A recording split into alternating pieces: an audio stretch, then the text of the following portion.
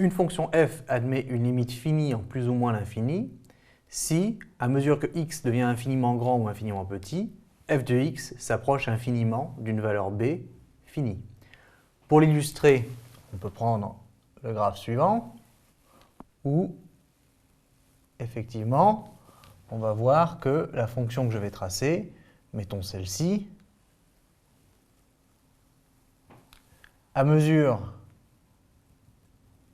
que x devient infiniment grand, x tend vers plus l'infini, et bien f de x tend vers une valeur b, et on a donc une asymptote horizontale d'équation y égale b. Alors à ce moment-là, on va pouvoir écrire que la limite de f de x est égale à b lorsque x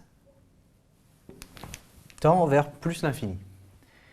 Alors c'est bien une limite finie en l'infini.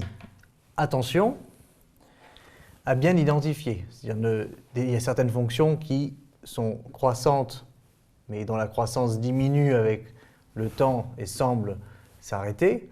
Mais par exemple, la fonction ln de x est croissante et a une limite de plus l'infini en l'infini. Donc il faut bien identifier que f de x s'approche infiniment d'une certaine valeur b.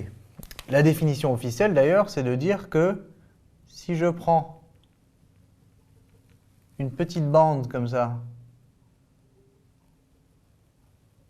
autour du point B, toutes les valeurs de f de x à partir d'un certain moment seront comprises dans cette bande,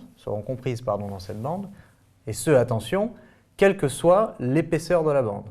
Et c'est là la clé, c'est que je peux prendre cette bande et en diminuer l'épaisseur autant que je veux. Au bout d'un moment, toutes les valeurs de f de x seront comprises dans cette bande, même en la réduisant le plus possible. D'accord ? Donc c'est ça que ça veut dire d'avoir une limite finie en l'infini.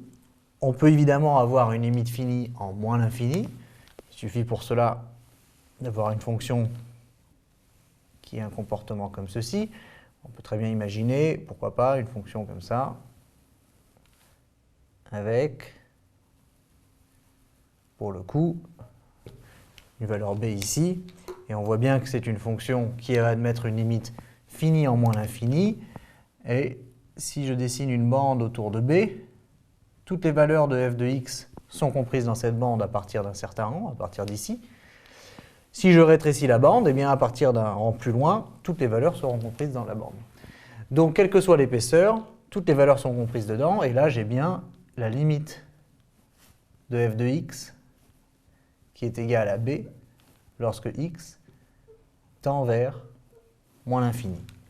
Et comme on l'a déjà dit, dans les deux cas, j'ai une asymptote horizontale pour la courbe, soit en moins l'infini, soit en plus l'infini, dans tous les cas d'équation y égale b.